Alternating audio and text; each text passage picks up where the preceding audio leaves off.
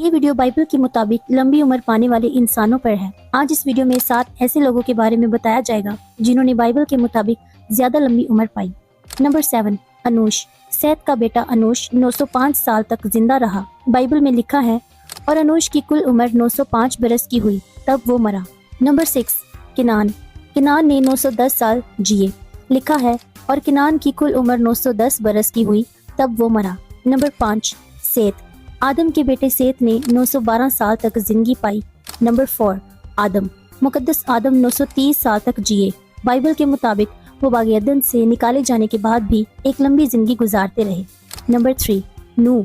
मुकद्दस नूह जिन्होंने तूफान के दौरान कश्ती बनाई 950 साल तक जिए, और मुकद्दस नूह ने तूफान के बाद भी कई साल जिंदगी गुजारी।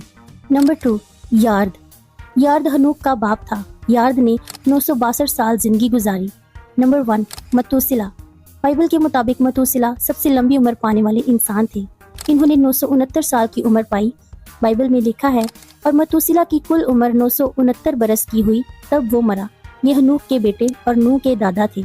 ऐसी और वीडियोस देखने के लिए हमारे YouTube चैनल को सब्सक्राइब करें और बेल के बटन को जरूर प्रेस करें ताकि इस तरह की मसीही वीडियोस आप तक पहुंच सकें।